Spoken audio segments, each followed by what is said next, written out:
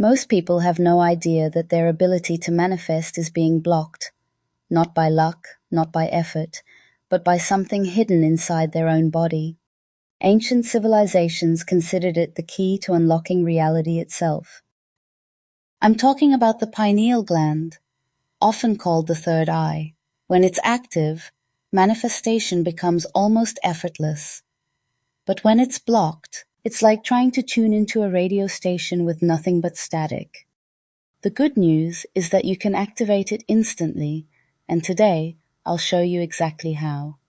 This isn't just another third eye awakening video. We're diving into a powerful ancient technique, one that clears subconscious blocks, supercharges the pineal gland, and allows you to manifest with laser focus. And the best part? It's simple, and it works fast.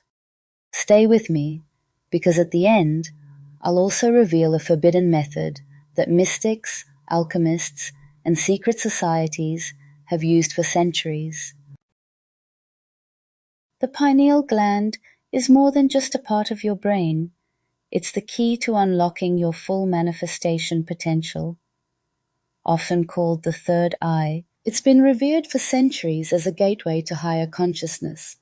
But what most people don't realize is that this small, pea-sized gland is responsible for much more than regulating sleep. It's the control center for intuition, visualization, and even our ability to connect with the unseen forces that shape reality. When the pineal gland is fully activated, it allows you to project your desires into the quantum field with precision, making manifestation faster and more effective. Ancient cultures understood this. In Egypt, the Eye of Horus was a direct symbol of the awakened third eye. In Hinduism and Buddhism, the bindi represents the same idea: inner vision, spiritual sight, and the ability to create reality from within.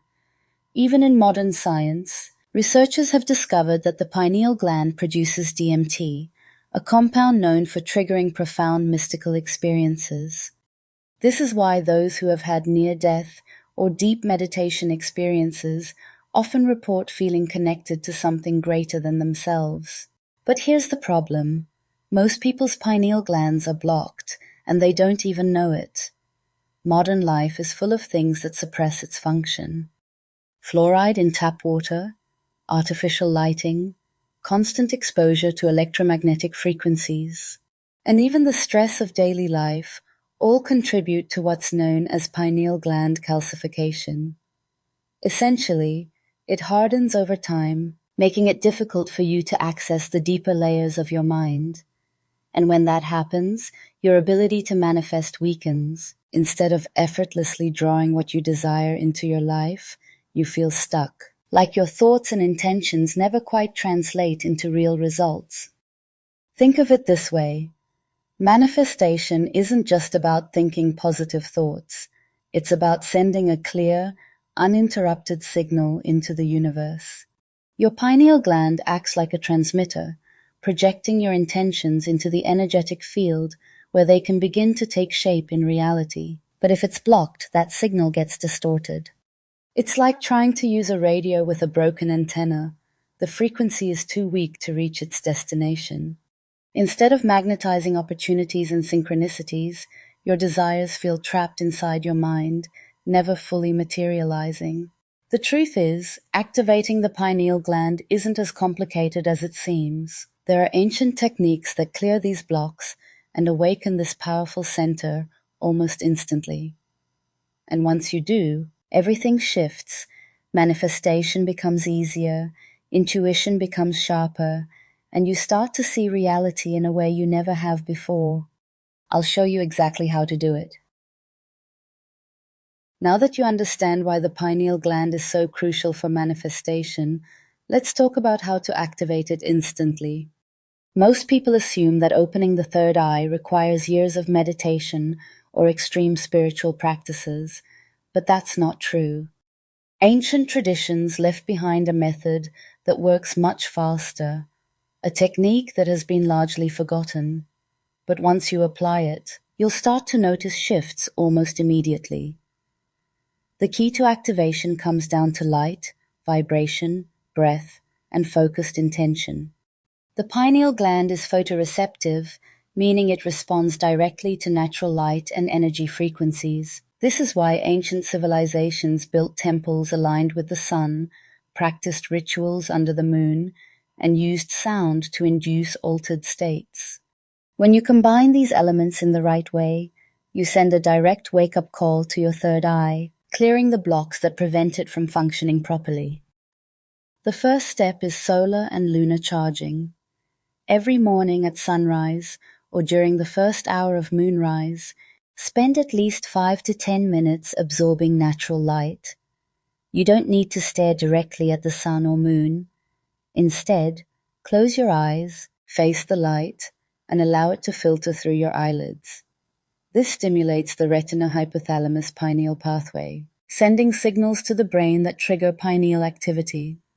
Egyptian priests practiced this exact technique at sunrise, believing it connected them to higher dimensions of consciousness. The next step is sound frequency activation. The pineal gland vibrates at a very specific frequency, and certain sounds help tune it like an instrument.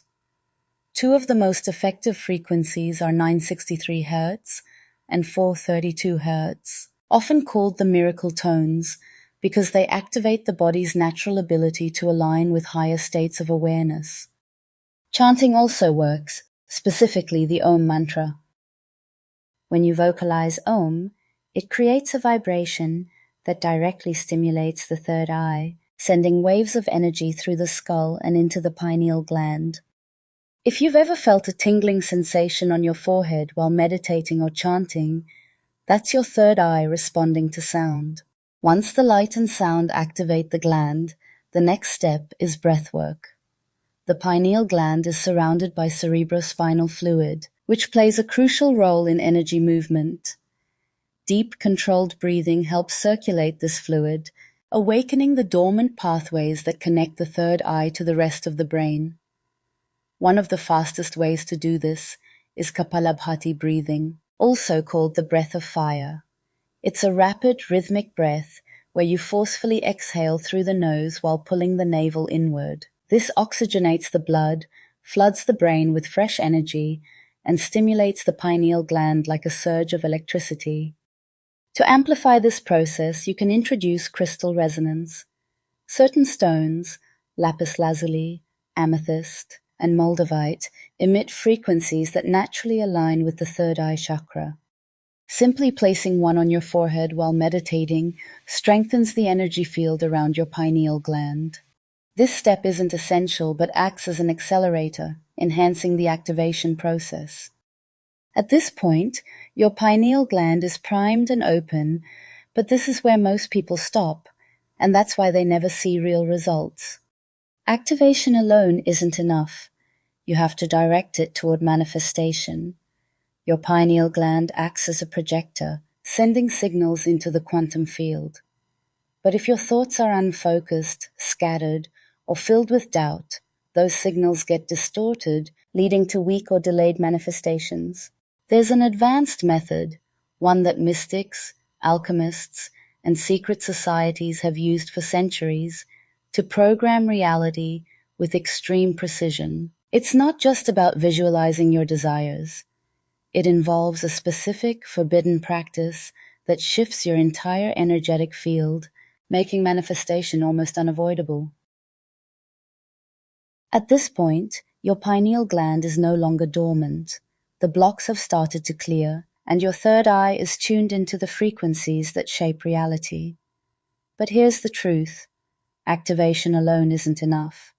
This is where most people stop, assuming that once their third eye is open, their manifestations will just appear. But manifestation isn't passive.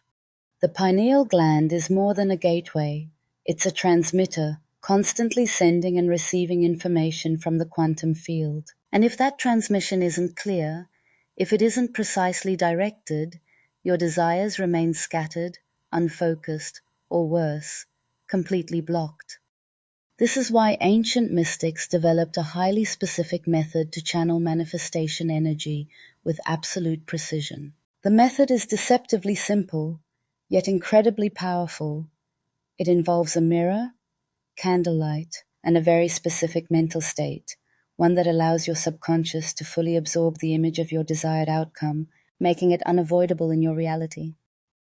Find a dimly lit space and place a single candle in front of a mirror.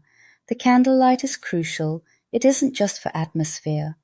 Fire has been used in mystical traditions for thousands of years because it acts as a focal point, pulling the mind into a deep, hypnotic state. The flickering light mimics the effects of ancient fire-gazing rituals, which were used to bypass the conscious mind and slip directly into the subconscious, the realm where manifestation actually happens. Now sit comfortably, relax your body, and focus your gaze into the mirror. But here's the key: you don't want to look at yourself directly. Instead, soften your focus and gaze slightly past your reflection, as if you're looking through yourself. At first, this may feel strange, even uncomfortable. That's because your ego, the part of your mind that clings to logical, rigid reality, is resisting. Ignore it. Let your awareness deepen. Let yourself slip into a trance-like state. This is where the real work begins. In your mind's eye, form a vivid image of your manifestation, but don't just visualize it the way you normally would. You need to superimpose it onto your reflection, as if the version of you in the mirror already has it. If it's wealth, see yourself surrounded by it. If it's love, see yourself radiating it. If it's spiritual awakening, see yourself glowing with divine energy. Make it real. Make it undeniable. And this next part is where most people go wrong. You cannot simply hope or wish for this to happen. You must know that this is already your reality. Your subconscious doesn't distinguish between fantasy and reality. It accepts what it is repeatedly shown. This is why mirror work is so powerful. Your reflection becomes an imprint, a direct message to the subconscious mind that says, "This is already done. This is who I am now." To lock it in, take a deep breath and speak the final command. It is done. These 3 words may seem simple, but they hold immense power. You're not making a request. You're not leaving space for doubt. You are sealing the manifestation as absolute reality. This technique was known among the most advanced mystical orders as the command seal, the point at which thought ceases to be thought and becomes law. At this moment, something will shift. You may feel a tingling at the center of your forehead, as if your third eye is pulsing with energy.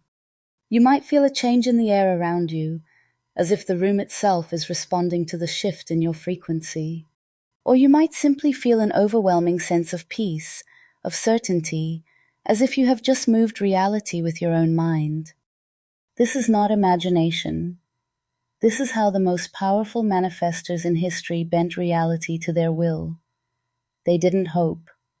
They didn't wish. They imprinted reality so deeply into their subconscious that the external world had no choice but to follow. Most people will never know this secret because they have been conditioned to rely only on action, to push, to chase, to strive. But those who master this technique draw their desires to them effortlessly. They become architects of reality rather than passive observers. In the next video in this series, Manifestation Techniques and Subconscious Programming, I'll reveal how to amplify this technique even further, using Hermetic principles and planetary energy. If you found this technique powerful, imagine what's possible when you fully unlock your subconscious mind's ability to manifest. Make sure to subscribe and turn on notifications so you don't miss the next video in this series. If this video resonated with you, like this video to let me know, and share it with someone who needs to hear this. And in the comments, tell me, what's the first thing you're going to manifest using this technique? I'd love to hear your experiences.